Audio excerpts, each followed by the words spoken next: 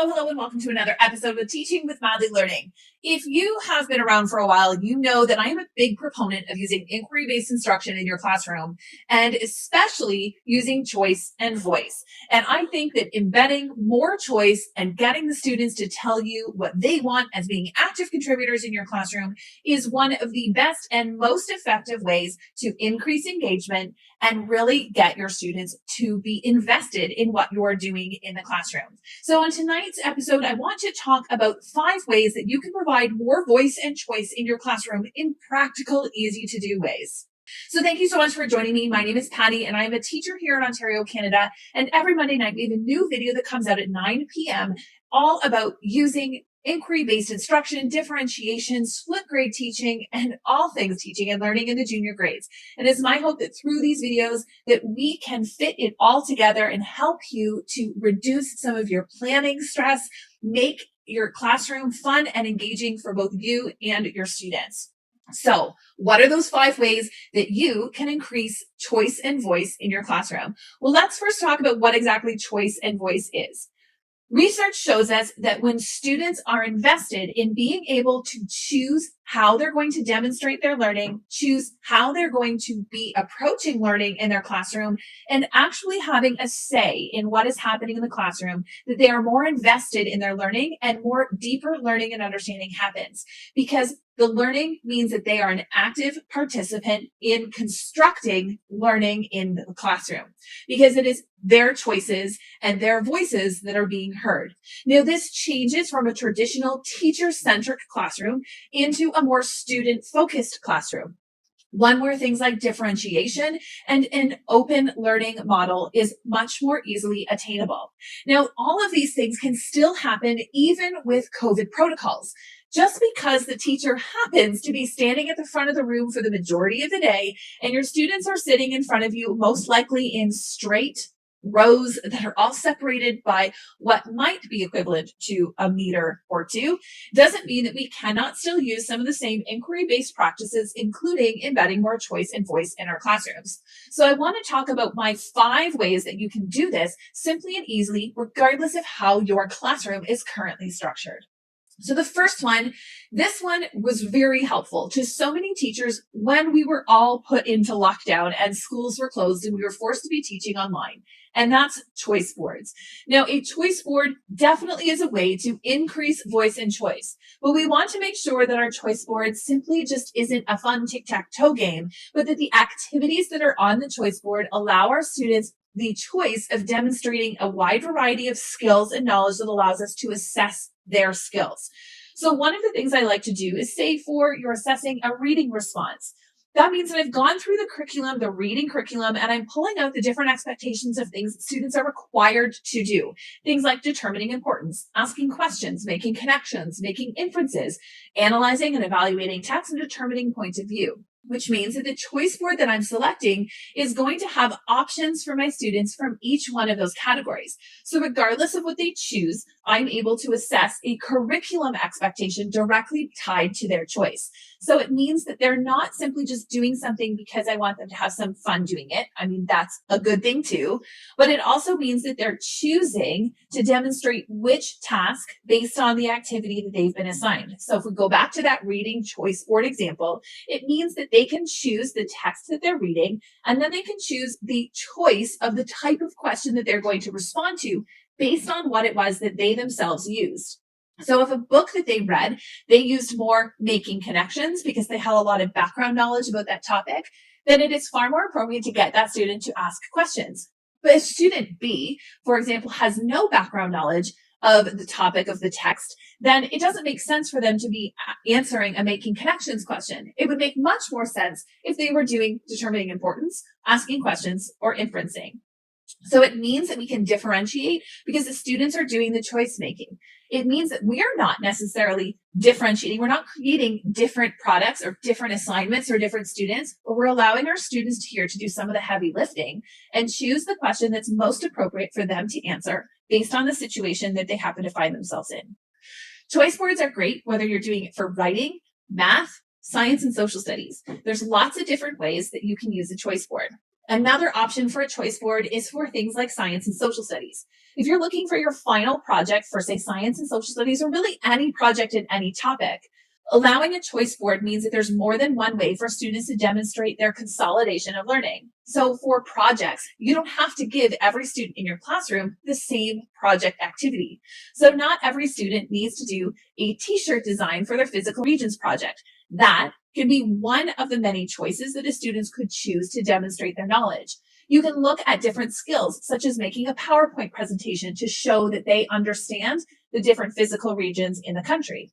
You could have some students choosing a hockey jersey to demonstrate their understanding of a province. Now, each one of those students would still have to demonstrate the same amount of criteria, but the product that they create is going to look different and feel different because it's going to be based on their desires in terms of how they want to show their learning. There's no rule that says that every single student in your classroom must do the exact same project. We're not assessing their project. We're assessing their learning based on outcomes. So if we design that there's multiple ways that a student can demonstrate their learning of the outcomes or the curriculum expectations, and that there's more than one way to do this, that we can give our students options that allow them to use their strengths to show what they know. And choice boards are a great way to do that. Now, my second way that you can increase more choice and voice in your classroom comes straight from simply just talking with your students. As teachers, we often are faced with problems that we need to solve, instructional problems, such as what kind of project are we going to get our students to do? So many times when you're reading many of the Facebook teacher groups, there's teachers asking other teachers for ideas on what project am I going to use for light and sound? What activity can I use for my grade 3 social studies to make it more interesting? Instead of asking other teachers, why not try asking your students? Sometimes your students have great ideas as to how they want to be able to show their learning. You can give them some suggestions, you can give them some options, but ultimately getting them involved in the decision making as to how that's going to work or how you're going to solve the problem is a really valuable experience, not just for you, but also for your students. Trusting them that they know better than anybody how they want to learn different topics is a great way for you to get their input and have them invested in the outcome. It makes them understand that their voice is heard and mattered, and it's not simply just a passive reaction when they come to school. When your students come to school, you don't want them to simply be passive participants. So having conversations with them and allowing them to help you solve your instructional and pedagogical problems in a way that makes them feel involved and valued as contributors to your overall classroom is a great way to get them involved in their learning. Another way to do this is through collaborative goal setting. Behind me on my bulletin board, you'll see that there is my goal board for literacy.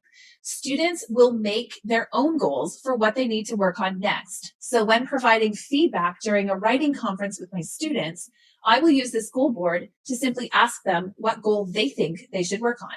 Instead of me always telling them what I think they need to do, getting their input and asking them questions and leading them perhaps to some different areas is a great way to get their buy-in as to what they want to be working on. If they picked it, they're more invested in it. If they're more invested in it, they're more likely to work on it.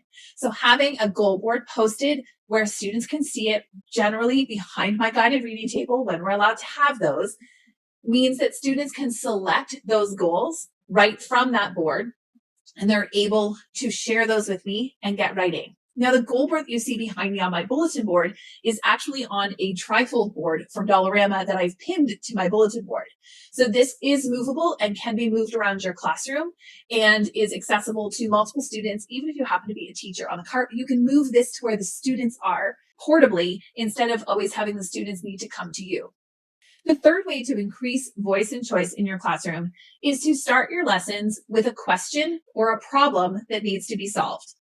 This is a great way to lead into many of your science and social studies topics. I love to use a Wonderwall type of activity to get my students thinking and talking about the topics that we're going to learn. Through a Wonderwall activity, I will prompt my students with pictures or real life objects of the topic that we're about to start learning about. And I will ask my students to think of questions that they might have about about the things that I'm presenting them. I take those questions and those questions become the success criteria. or like the marching orders of how I'm going to teach and approach learning in my classroom for that subject. Knowing the topics and the areas that my students are interested in the most helps me to frame the lessons that I've, in all reality, already pre planned, but allows me to frame and put a perspective on it that answers the questions that they may have, to make sure that what I'm choosing to work with my students is going to be relevant and real and related to the questions that they have most likely posed. It also means when we're leading them with questions and problems that many of our lessons are going to start with a problem that needs to be solved or a why. Why are we doing this? What are we trying to discover? Or what are we trying to explore? Giving your students a purpose as to what it is they're learning and why will help them to understand what it is they're doing and make them a bit more invested. It also means that when you're responsive to their questions and you're framing the lessons that you have planned and you're saying, we are doing this lesson because you asked that question. They see themselves in the learning. They see the purpose. It's not simply just a teacher who's decided, oh, hey guys, we're going to learn about this because this is what I'm told to do. And it's the next lesson in our textbook. But we're doing this because you asked that question. One of the questions that comes up every single time when I'm teaching the human body is, why is poop brown? It's an interesting question for grade 5, and it's really gross and disgusting, but it's their question. But it also lends ourselves really well to when we're talking about the digestive system and the organs and why, that is a question that's always in the back of their heads. And we're looking at the lessons that I already have planned as ways to explain their answers to those questions. So when we find that answer, we point that out. Now, if I had a group of students who wasn't asking that question, but instead they were asking, what exactly is the purpose of the gallbladder? Because you can have it removed. Or why can you have some organs removed and not others? So all of their questions are valid, and we can validate their questions while we're learning and keep those top of mind to make sure that the lessons that we are covering in our classroom, that we are designing for our students, are able to highlight the answers to their questions to make sure that their interest levels are embedded in what it is we're actually teaching them, to give their learning a purpose, to make what they want to learn an integral part of our lesson planning. So the fourth way is through open-ended tasks. Now, open-ended tasks, I like to think of those as getting from point A to point B, and it allows students to have multiple entry points and multiple pathways to show their learning. So it's similar to looking at a choice board, except it's a bit more broad, and leading with questions and problems, it's similar. But in this open-ended tasks, you're looking at not necessarily designing all of the components or even designing any of the components. An open-ended task will sometimes start with a problem and allow students to figure out how they're going to get to the conclusion without it being predefined. Now, these are a little bit difficult for teachers to get used to at the beginning because it seems pretty risky. We as teachers often really like to have our lessons very well planned and very well organized and not have a free-for-all. Now, open-ended tasks are not necessarily a free-for-all because there is required to be a lot of coaching on the part of the teacher and a lot of mentorship, but it doesn't necessarily mean that everybody in your room is doing the same thing. So you would start by telling your students what it's going to look like when they're all finished. And to do this, you would say for writing, when we're all done, we're going to have a great story. That's your goal. We're going to have a great story. However, how do we write a great story is going to be your question. And then you're going to brainstorm with students all the different ways that they could write a great story. What does a great story include? And this is going to come from them. You're not going to simply tell them this, but you're going to say, what does a great story include? What kind of things are involved in a great story? Now, this doesn't mean that we're going to write a very good adventure story. This could be a fairy tale. There's so many different stories, but this is open-ended. So there's multiple ways that students could write a great story, and allowing them to decide what their great story is going to look like makes it open-ended.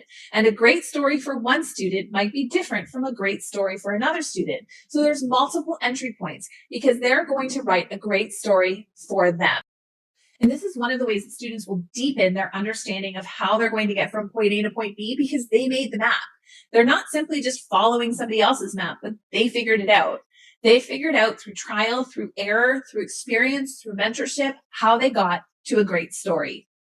This is also a great task for science and social studies because you've done a whole lot of teaching and you've gone through and you said, okay, we've learned about for the human body. We've learned about the digestive system. We've learned about the respiratory system. We've learned about the circulatory system. Now I want you to go through and tell me everything you know about those three systems. I want you to tell me the organs that are involved. I want you to tell me what happens when things go wrong and how do those organs interact with other systems in the body. You're giving them what you're looking for, but then they get to decide what that looks like.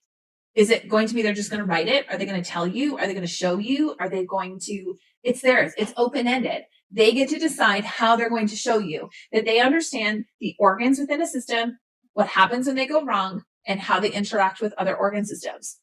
And they can decide what that's going to look like and how they're going to prove to you that they understand those three concepts. And those concepts are really easily taken from overall expectations within the curriculum that you can say, this is what I want you to be able to show me. Now, finally is Genius Hour.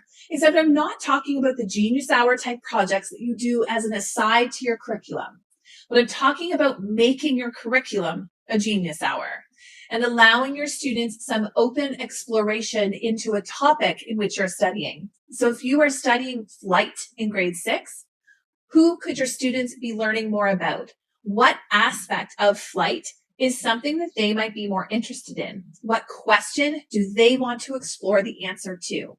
And you're not necessarily for these looking at which curriculum expectations they're necessarily going to be aiming for. However, guaranteed if you give them that topic, there will be curriculum expectations that you can pick out from when they are finished their project. So I like to make sure that my Genius Hours are not really separate from what else we're doing, but that those Genius Hours are embedded into exactly what it is that we're required to cover. And they become a part of the program, not a separate add-on that I'm trying to find time to do when I'm already bombarded with a limited amount of time in the first place. So those are my 5 ways that you can increase voice and choice in your classroom. Adding choice boards, asking students for their input, leading your lessons and units with questions and problems, creating open-ended tasks with multiple entry points for multiple types of students, and embedding Genius Hour, not as an aside, but as an integral part of all of your programming.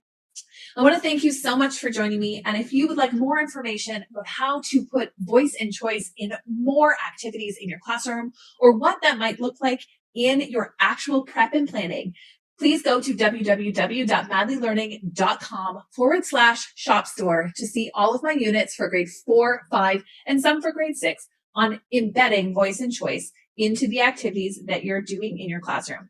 Thank you so much for joining me, and we will see you next Monday night at 9 p.m. for another Teaching with Madly Learning. Bye for now.